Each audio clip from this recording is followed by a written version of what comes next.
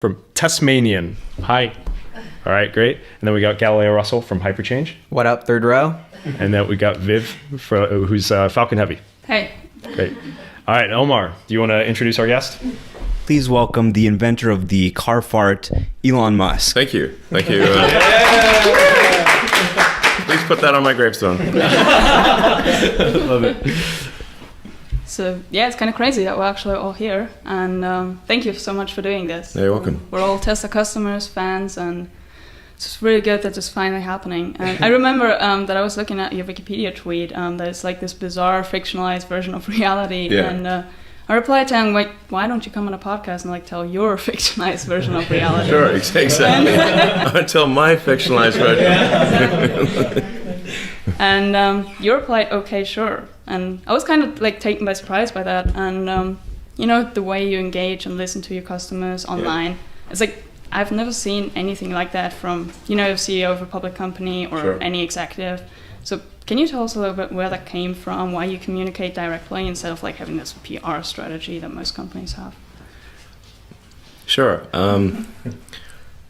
Well, I mean, it started out, I actually had one of the very first Twitter accounts, like when it was like less than 10,000 people. And then everyone was tweeting at me like what kind of latte they had at Starbucks. And I'm like, well, this seems like the silliest thing ever. So I deleted my Twitter account, and then someone else took it over and started tweeting in my name. And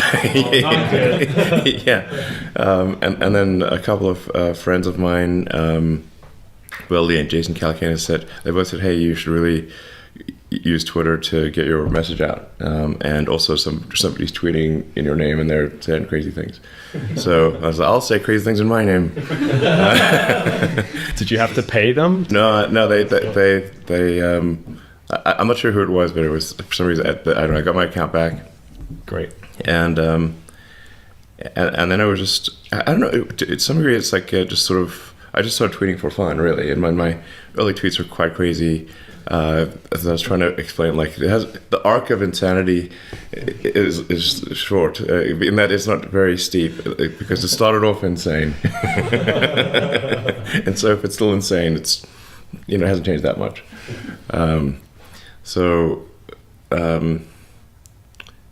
Yeah, and I don't know, it seemed kind of fun to, you know, I think I've said this before, it's like, you know, some people use their hair to express myself, I use Twitter. Yeah, I love that.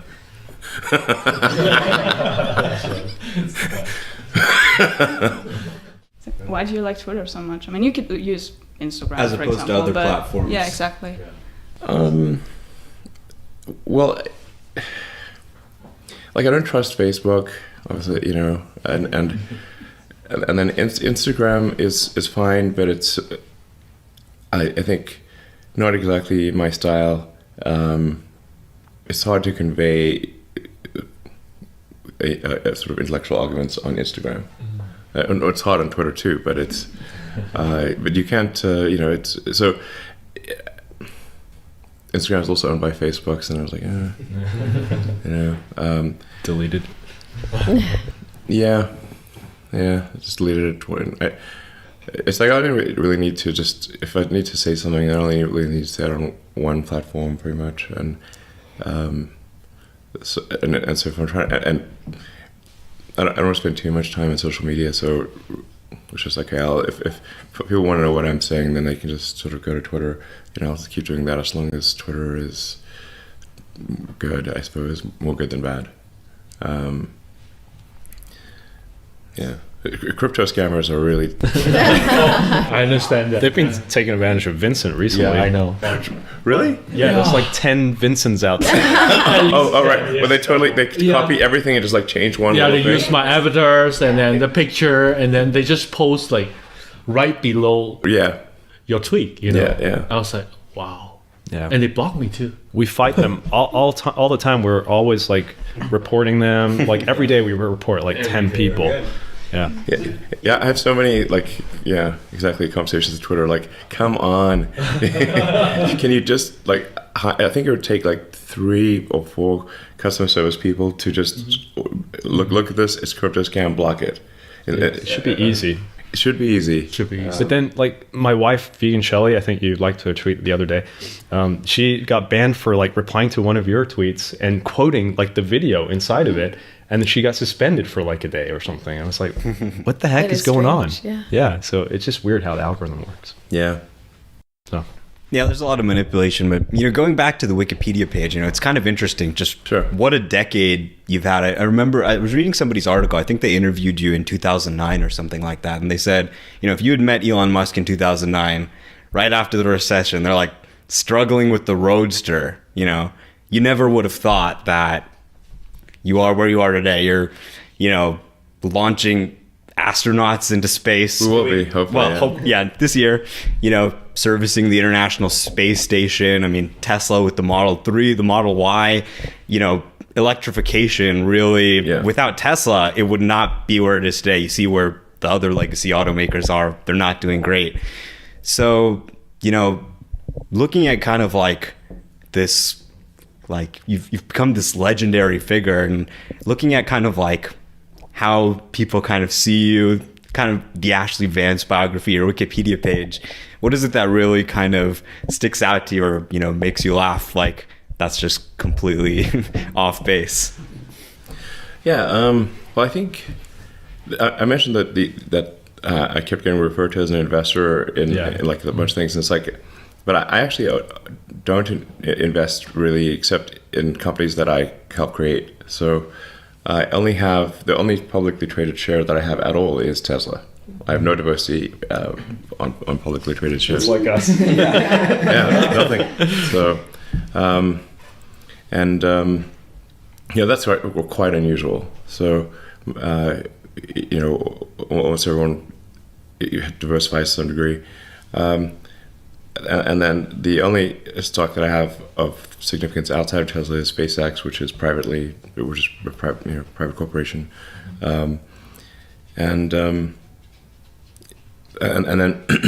in order to get liquidity, which is mostly to reinvest in SpaceX and Tesla, and occasionally in provide funding for much smaller projects like Neuralink and Boring Company, then I'll actually take out loans against the Tesla and SpaceX stock.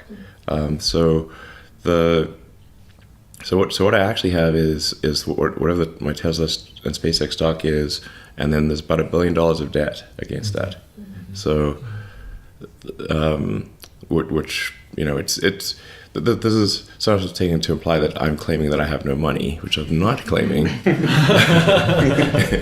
But it's something to make it clear that you'll see some number, some big number in Forbes or something.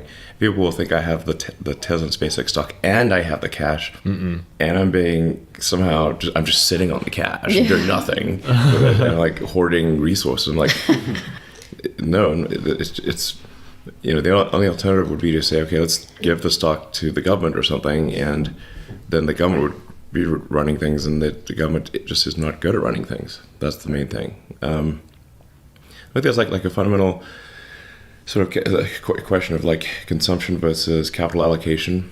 This is probably gonna get me into trouble, but the paradigm of say communism versus capitalism, I think, is fundamentally sort of orthogonal to the reality of actual economics in some ways. So what you actually care about is the responsiveness of the feedback loops to the maximizing the happiness of the population. And if more resources are controlled by entities that have poor response in their feedback loops, so if it's like a monopoly corporation or a small oligopoly, or in the limit, I would say a monopolistic corporation in the limit is the government. So, this is not to say people who work at the government are bad. If those same people are taken and put in a better sort of operating system situation, the outcome will be much better. So it's really just what is the responsiveness of the organization to maximizing the happiness of the people, and so you want to have a competitive situation where it's truly competitive, where companies aren't gaming the system, and and then where the rules are set correctly, and then you need to be on the alert for regulatory capture, where the referees are in fact captured by the players, which is and the players should not control the referees, essentially, which can happen. I think like that happened, for example, with I think the zero emission vehicle mandate in California, where California was like really strict on EVs, and then the big car companies managed to sort of, frankly, in my view, trick the regulators into saying, okay, you don't need to be so hardcore about the EVs, and instead you say fuel cells of the future. But fuel cells are, of course, many years away, so forever.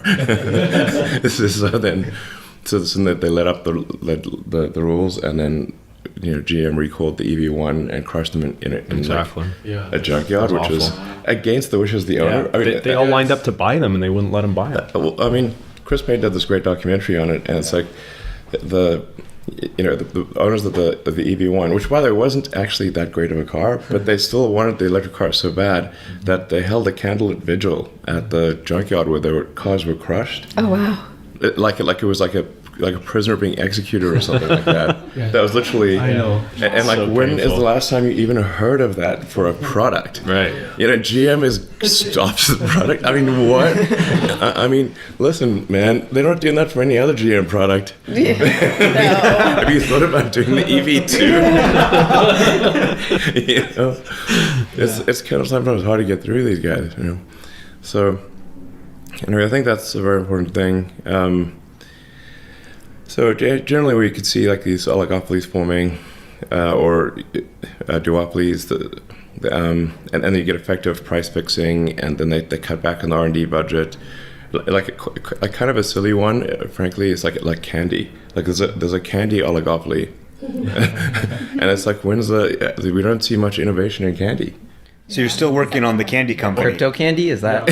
Boring candy. Boring candy. The Wasn't boring it? candy? It's going to be boring candy. I haven't seen a candy yet that's good enough to send out, but and it's but I think it's there's like 3 companies or something that control all the candy in the world, pretty much. It's crazy. And dog food. There's somebody constructed like this. It's this crazy conglomerate, and it's like dog food and baby food and candy, and it's like all Other brands. A rendering. Hundreds of brands. You think you're buying from different companies, but it all funnels up to like 3 companies or something like that. Don't send the rendering food to the candy company. Yeah. Big candy. So you want to have like a good competitive forcing function, so that you have to make the product better, or you'll lose. Like if you don't make the product better and improve the product for the end consumer, then that company should have relatively less prosperity compared to a company that makes better products. Now the car industry, is actually pretty competitive, so that's good. So then the good thing about a competitive industry is then if you make a product that's better, it's going to do better in the marketplace. Definitely. So this is Gene Wilder's old house. Yeah. I saw that. That's I saw the amazing. photos over there. It's lovely. Thanks for having us here as Yeah, well. thank It's you. really special. Yeah, it's a cool spot, and it's got a solar glass roof. Yeah. Do you see that? Version 2, right? We didn't notice it, but Yes. when we checked it out the second time. Yeah, I'm waiting for my 3, so I'm waiting for version 3. Well, whatever they're going to put on, I don't care. Give me version 3. Yeah. Yeah. Looking forward to it. Yeah, we saw it at the store in Torrance, actually. They've got it Yeah. in the stores now. Yeah. Looks really good. Well, it's actually designed such that you don't notice it. So, he's like this. Look at this old house. This is like it's an old house. I don't know, probably 50 years old, something like that. And it's quite quirky. So if you put something on that was like didn't blend in, that it would not look right. It would be pretty strident. And this had a black comp shingle roof. So I was like, okay, let's see if we can actually have it weave in and still feel natural, look good, and and I think it's sort of achieved that goal. But yeah, this is a lovely, quirky little house. I'll show you around afterwards. It's got all sorts of weird things. It's exactly what. Sorry? Is it Frank Lloyd? Right? No, I don't think so. I think it was just built in increments over time. by probably several people. But they would have just knocked it down and built a giant house here. So it's like, So glad they didn't. yeah, it's super cool. Really amazing. So Gene Wilder is one of my favorite actors, actually. So he's great. Awesome movies. So when you come up with a product like the solar glass roof, I think a lot of people misunderstand that like your goal is to bring these crazy technologies to market and really create a change in the world. Yeah. And so I think it's fascinating that you do it through companies, and it seems like the fastest way to create that feedback loop and to really like go from inventing something to millions of people using it right away. Yes. So it seems like buying a Tesla is almost like the best thing you could do to help the climate crisis, because you're like turbocharging R&D and products and innovation. I feel like not enough people really understand that. Yeah, that is. I think there's lots of good things people can do for the climate, but just generally anything that is moving towards sustainable energy, whether it's sustainable energy generation through solar or with an electric vehicle. Actually, just things like better insulation in a house is really effective for energy consumption. But if oh geez, Marvin, isn't great. That's Marvin the Martian. Oh. I actually got him a little for Halloween, a little knitted Marvin the Martian cap. So he had the little, the helmet with the. It looked super cute. You got enough, buddy? So did you always know, like, business was the way you wanted to kind of attack these problems versus, say, maybe a nonprofit or, working as a college professor or something? I don't know. Well, when I was in high school, I thought I'd most likely be doing physics at a particle accelerator. So that's what I was. Physics and computers. I mean, I got distinctions in two areas, in physics and computer science, and those were, some of my two best subjects. And then I thought, okay, well, I want to figure out what's the nature of the universe, and so go try to work with people, banging particles together, and see what happens. And then it sort of things went along, and the superconducting super collider got canceled in the US, and that actually was like, whoa, what if I am working at a collider, it's been all these years, and then the government just cancels it? Wow. And then was like, I'm not going to do that.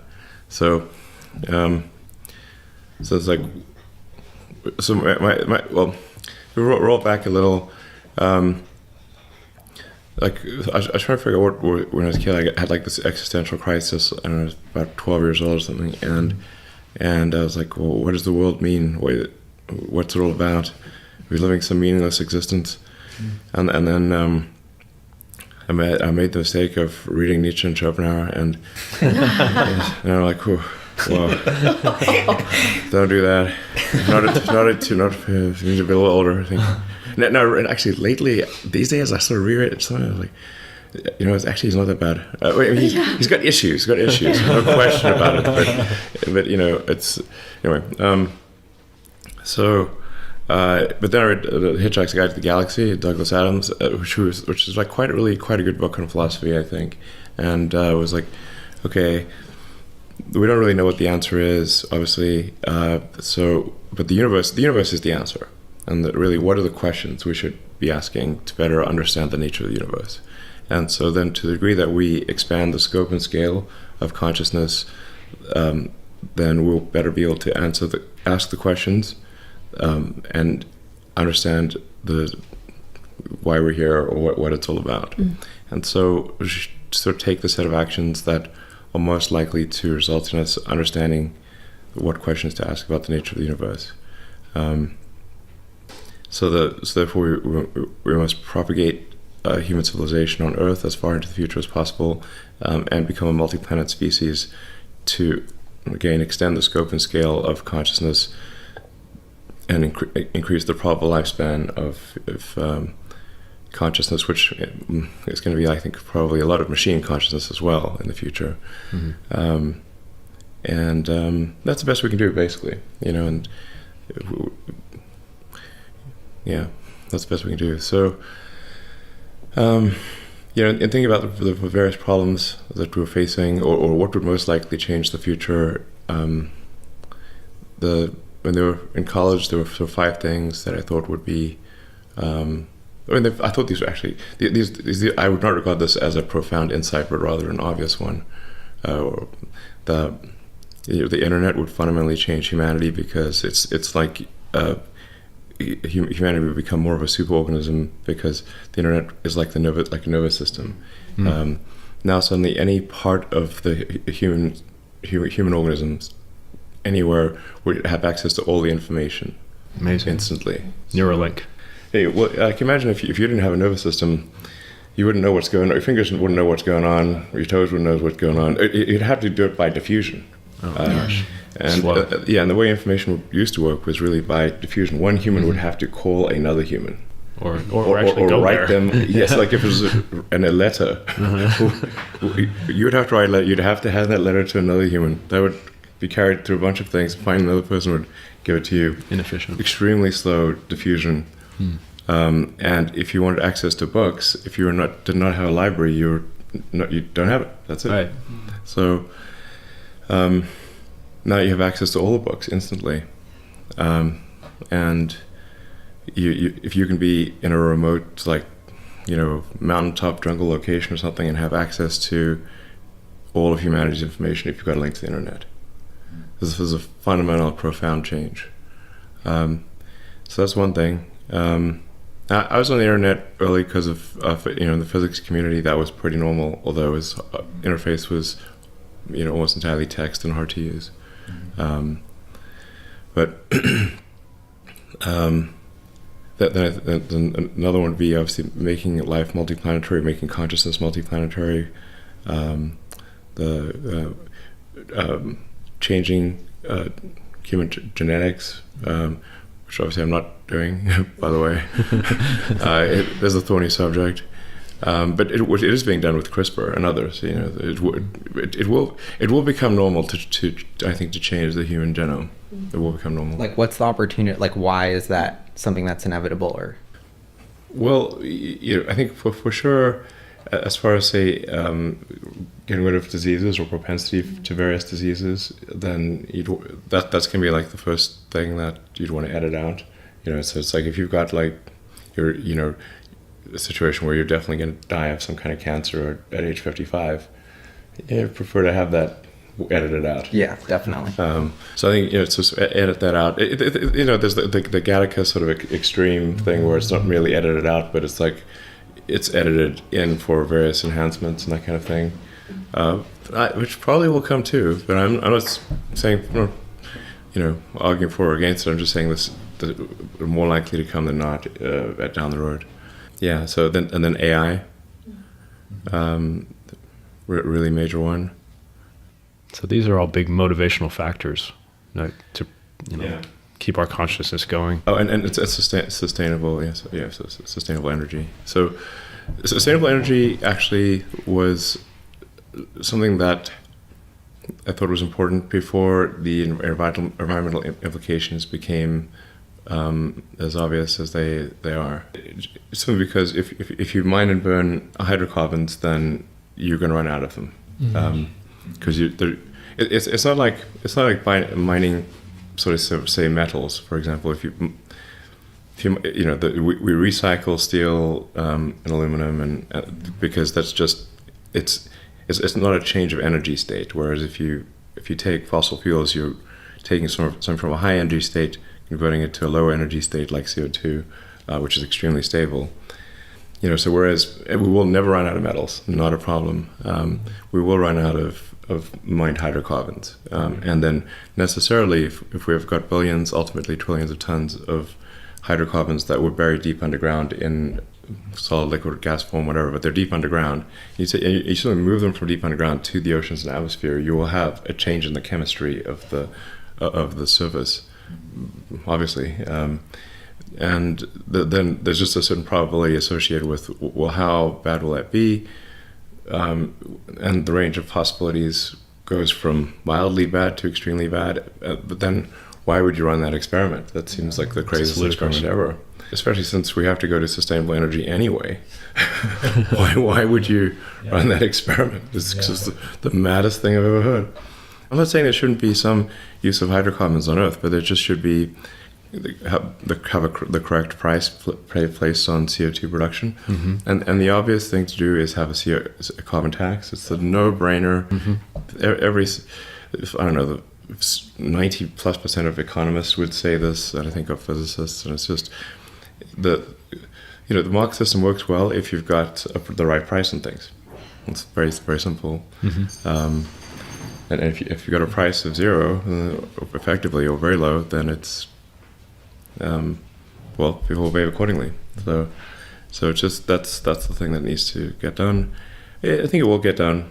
And then if over time, as you raise the price on carbon, you can actually, I think, encourage sequestration technologies over time. And there'll be a lot of innovation in that regard. And that's the right way to do it. So you had these realizations about, areas of big value, and you went and started Zip2. You sold it, got 20 million cash. You were the largest shareholder of PayPal at the time. eBay acquired it. I think you got 160 million or something like that. You have enough money basically for an entire lifetime. Why go and put your money into SpaceX, which is a huge, risky operation, or Tesla? Why not just kind of, relax? Sure. Basically, I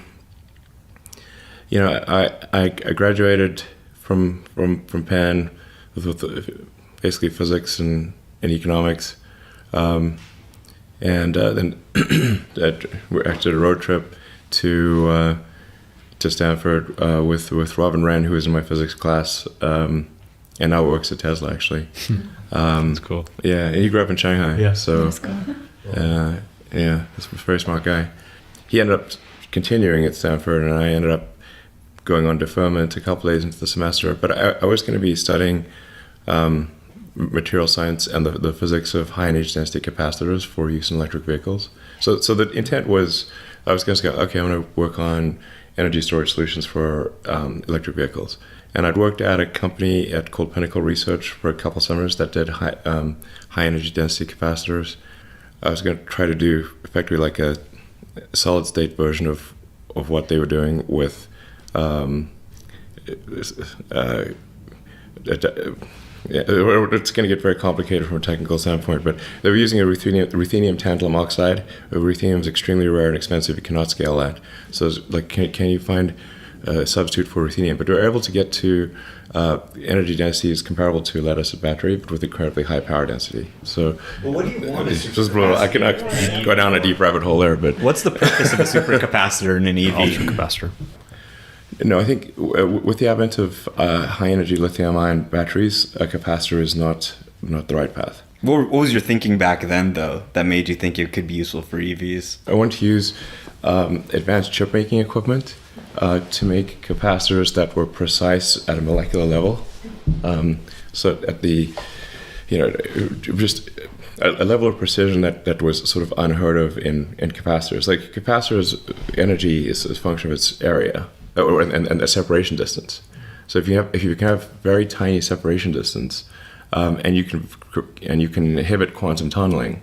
Like I said, how deep things get pretty esoteric. So you're going to inhibit quantum tunneling, get a very short gap, and then you could, in theory, get to very high energy densities by making capacitors in the way that you would make an x86 processor.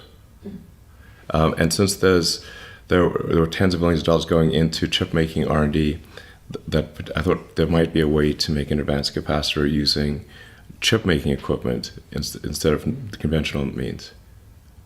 So is it off the table, ultracapacitor? It's unnecessary. Okay. Interesting. It's unnecessary. I think it's probably physically possible, but it's unnecessary at this point.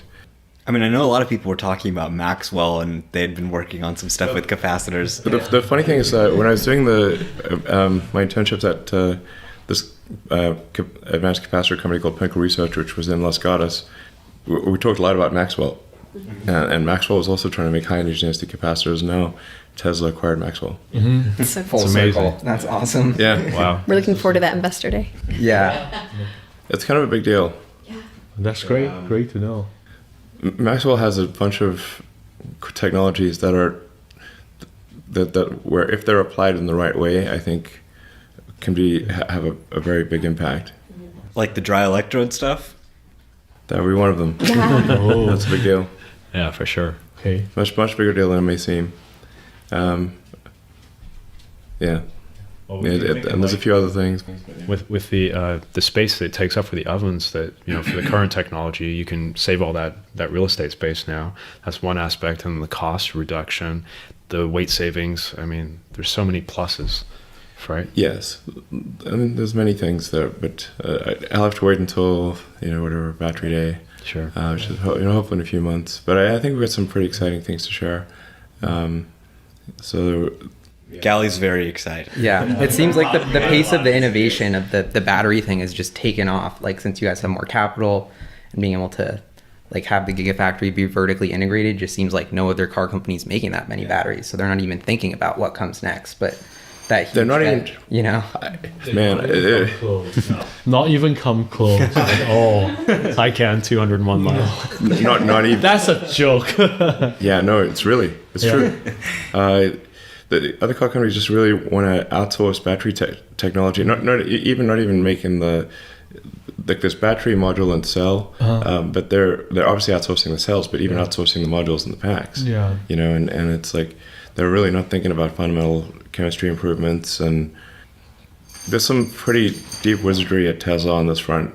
I should say a bit about like electric vehicles or sustainable energy in general. I said it was pretty, I think, obvious to not just to me, but to a lot of people, even go back 30 years or longer, that we must have a sustainable energy solution. In fact, it's tautological. If it's not sustainable, we must at some point find an alternative to it. Mm-hmm. And so, even if there were no environmental impact to the sort of fossil fuel economy, then we would run out of them, and then we'd have economic collapse, and civilization would fall apart. Yeah. So that was actually my initial motivation for electric vehicles. It's like, okay, we've got to have a solution that does not require mining hydrocarbons, that is sustainable in the long term. It was not actually initially from an environmental standpoint, because I did not realize the gravity of the environmental situation at that time. And I thought, actually, for sure, by now we'd have electric cars. For sure. But Are we back on the moon? yeah, totally. Why are we not back on the moon? Exactly. It's insane. It is insane.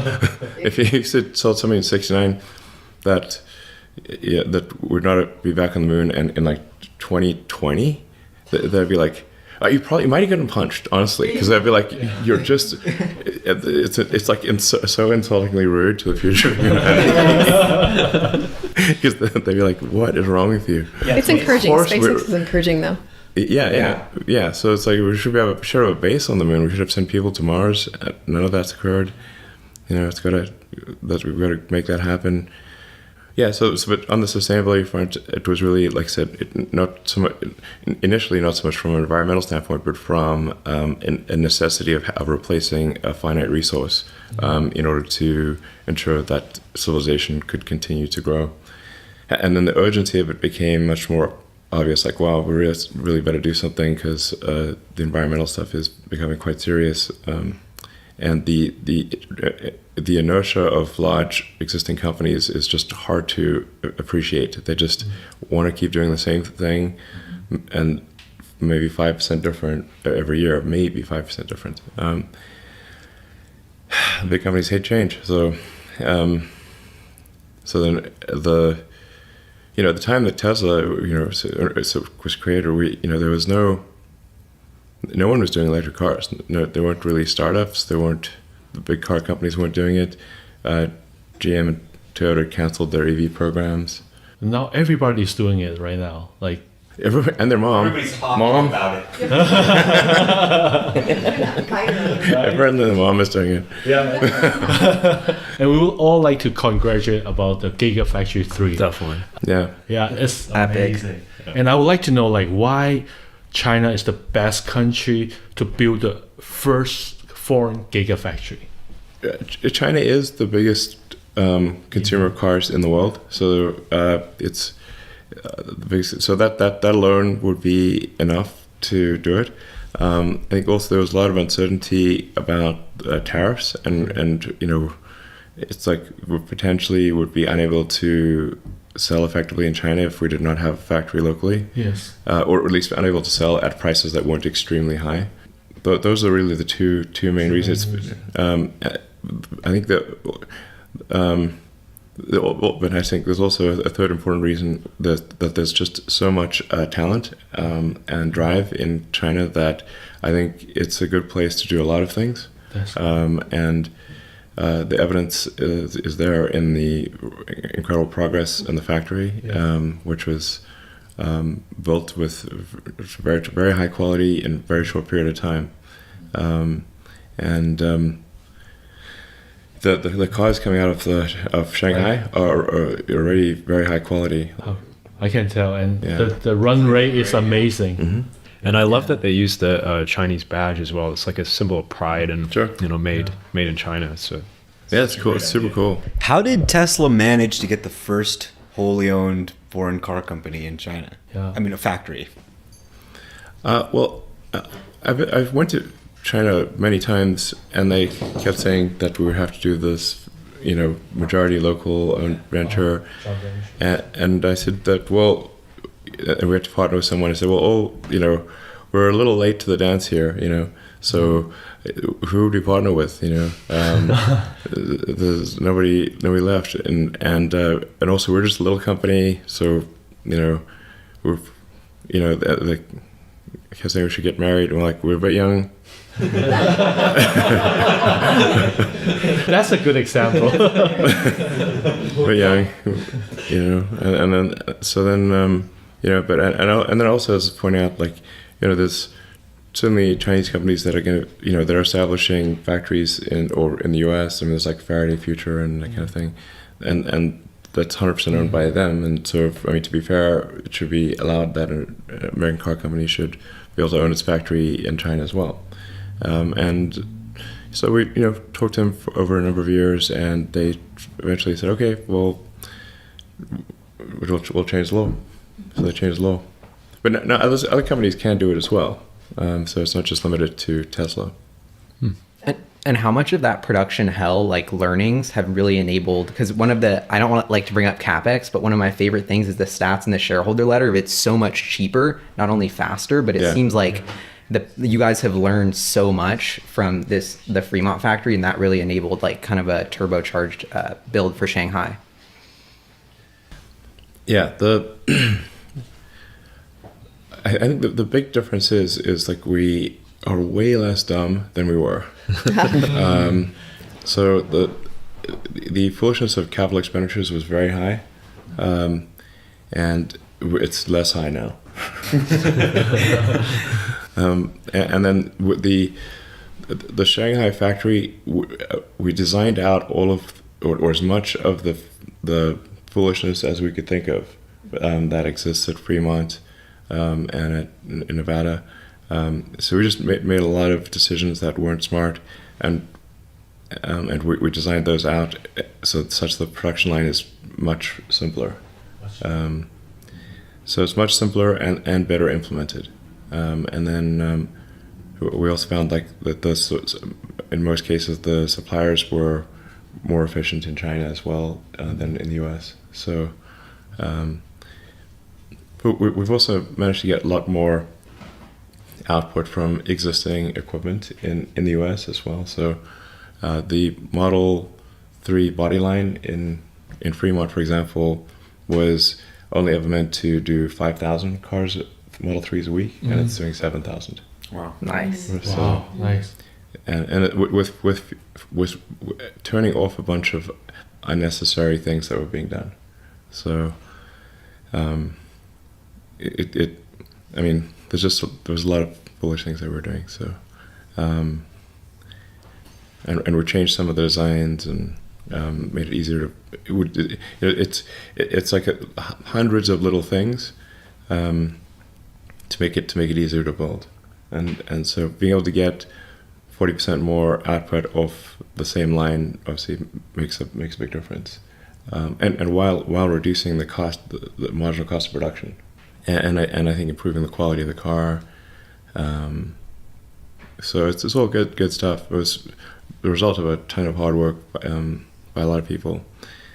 So yeah, but it was kind of necessary in that we didn't really have a place to put a second Model 3 body line. So it's like we either make this one go faster or we will not be able to achieve production. But the Model 3 body line in Shanghai is much simpler than the one in, and I say that in a good way, because it has the same end result. So if you know, but it's a much easier to understand. There's just getting rid of unnecessary movement. There's a lot of unnecessary movement in the Fremont body line, but not in Shanghai. So you guys said in the production letter that you just started battery production in Shanghai too, and I heard that you guys were getting cells from Cattle and LG Chem. Are the cells basically kind of like a commodity part that you can assemble into your battery packs there, or does it make a difference? How do you see that long term? I believe these cells are not yet from LG. We do expect to use locally produced cells, but I'm I don't. Just to be clear, I don't always know exactly what's going on everywhere at the 50,000 person company. So some of the things, like most of the things I say will be correct, but maybe occasionally something that's not.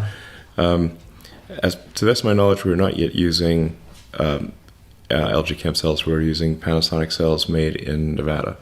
But LG Chem can make pretty much the same cells as Panasonic?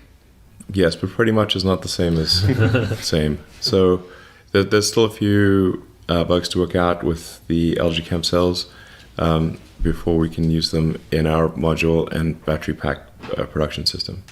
The CATL cells, the CATL situation will be more of an integrated module than it will be a cell, and that's so that it's not just it's not super easy to replace these things. But yeah, we do expect to use CATL. We do expect to use LG. Currently, we're using Panasonic. When I say expect to use, I mean like literally a matter of months. So by the middle of this year, we probably be using both LG and CATL in volume. Wow. So we were talking about a lot of Tesla stuff, but we kind of wanted to ask you about your personal history, because you were saying how there's some misconceptions you would like to make straight. And Ashley Vance wrote a book about you. I just read May's lovely book, and it was really wonderful. I loved it and learned a little bit more history about your family and you. But what are some of the misconceptions that you would like to correct? Most of this is just ended up being kind of water under the bridge that people didn't notice that much. I mean, there's this sort of some stories in there where it sounds like I fired people all of a sudden and arbitrarily, which was not the case. It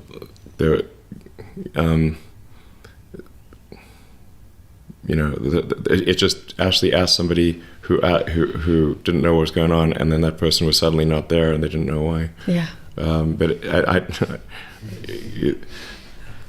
definitely do not fire talented people, unless there's no option. So yeah. And absolutely not without warning. Or I keep hearing you say "we." Like it sounds like you're always thinking of everybody. I see you as a very selfless person in your endeavors. Thanks. Yeah. I mean, seriously. I mean, yeah. It's like from the age of 12, it sounds like you've been thinking about how to help humanity. Yeah. I mean, I'm not trying to be sort of like some, the sort of savior or something like that, but it's really just that if it just seems like seems like the obvious thing to do. I can't, like, I'm not sure why you do anything else. We want to maximize happiness of the population and propagate into the future as far as possible and understand the nature of reality. And from that, I think everything else follows. I saw you on Twitter, like talking about how, like, people are having this rumor that you've been wealthy your whole life, and that would be like the only reason you became successful. And you've debunked that. And can you like share more about your upbringing and what led you to going to North America when you? Sure. I was in South Africa, and it seemed like wherever there was, like, a lot of the advanced technology in the world was being produced in America, and Silicon Valley especially. So I wanted to be where I could sort of have an impact on technology. So that's or be involved in the creation of new technology. So that's what prompted me to go to at first Canada, because I could get citizenship in Canada through my mom, and then ultimately to the US. But yeah, I just left South Africa when I was 17 and landed in Montreal. I had like, I don't know, about $2,000 Canadian. Yeah, and I started staying in a youth hostel for a few days, and then there was this, you could buy a ticket to go across the country for $100 and stop along the way. And so I bought that and just took a Greyhound across Canada and saw all these like little towns. Well, we were getting. I didn't have much. I had like a backpack and a suitcase of books. But the bus company Greyhound, they unloaded it in one of the cities, and then the bus left without my stuff. Oh, that's nice. So I literally had nothing. All your books. But your clothes too? Actually, weirdly, I think I might have had the books thing, but not my clothes. That was priorities. All you needed. Yeah, because I was just sitting in the bus station reading, waiting for the bus to get ready. Yeah. And I think I had the books, but no clothing. Oh no! So, anyway, but I managed to get to Swift Current, Saskatchewan, and then it's your cousin's son, yeah, has a wheat farm there, and I worked on the wheat farm for about 6 weeks. Wow. So I turned 18 in Saskatchewan. It's in this town called Swift Current. So that was summertime, right? It was June. Yeah, June 28th. So, because I've been there in the winter and it's like minus 40. Yeah. You don't want to be traveling there. Yeah. Did you ice skate? Did you try ice skating? No, it was quite warm. Okay. Oh, well, I mean, in the winter. Did you stay for the winter? Were you there in the winter? No, I was there for about 6 weeks. Oh, you're lucky. You survived. That's good. Yeah, so It's cold there. Literally working on the wheat farm. We did a barn raising and I cleared out the wheat bins, the grain silos, and that kind of thing. And I just worked the vegetable patch, basically just doing various things. Was your mind just thinking of what you're going to do after that? Yeah, I was trying to figure what I do next. Don't know what to do.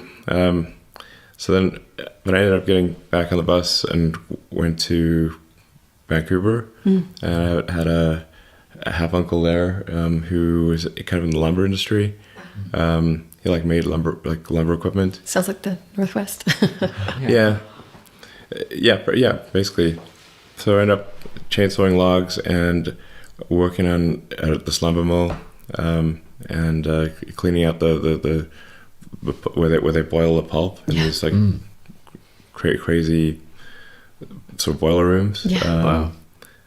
And that might be the hardest job I've had, actually, because you have to crawl through this little tunnel in a hazmat suit, and then with a shovel and then shovel this sort of steaming sand and mulch out of the boilers to clean them out. Wow.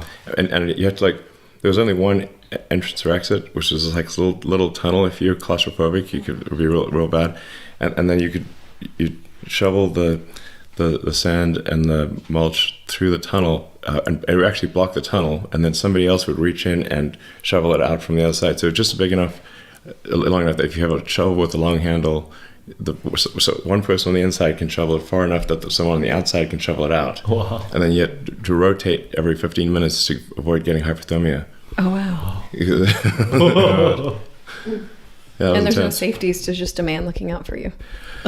There's just two people kind of paired up. So if like one person collapses and you go to call somebody, but it'd be really hard to drag somebody out. I have to say that it does not seem safe because if the tunnel gets blocked, trying to unblock that tunnel would be very difficult in a short period of time. So, but it was the highest paying job at the employment office. So I was like, okay, the other jobs were like, I don't know, $8 an hour, and this one was $18 an hour. You had to buy your clothes, and they're all gone. Well, they did give you a hazmat suit. So, Oh, there you go. Yeah, How long did you do that job for? like 4 days. Oh, okay. No, but then it was done. Yeah, that's awesome. You said it was like a short-term thing, cleaning grain bins, cleaning the boilers. the boiler rooms.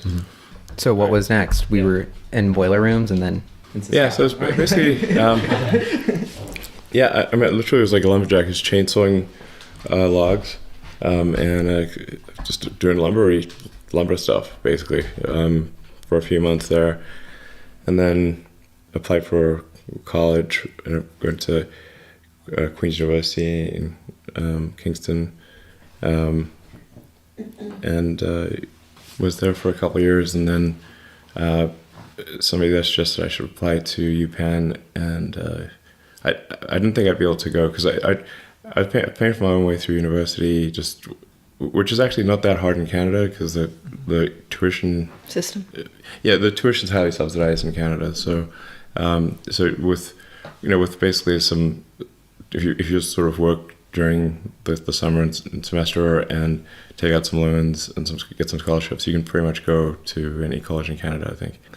But I met someone who was at UPenn and they said you should at least apply, and I applied, and they actually gave me like quite a big scholarship. So that allowed me to go there, and so then I did the physics and economics there, and then that's what led to the road trip to Stanford with Robin Wren, and then that was during that summer that I was like, okay, I can either spend several years kind of doing a PhD, and not that I care about the PhD actually, but I just needed a lab. But I could either spend a bunch of years working in a lab, and maybe the technology would pan out, or maybe it wouldn't. But the internet was definitely about to go supernova in '95. So I was like, okay, look, I can always come back to working on electric cars, basically, and which of course I did. But the internet is not going to wait. So so then I put Stanford on deferment and started Zip2, which was really just, we started off with maps and directions, yellow pages, white pages, that kind of thing. And it was, best of my knowledge, the first maps and directions on the internet. So there's still some like patents I have. I don't know how many more, but I think they've obviously lapsed at this point. But for maps and directions, and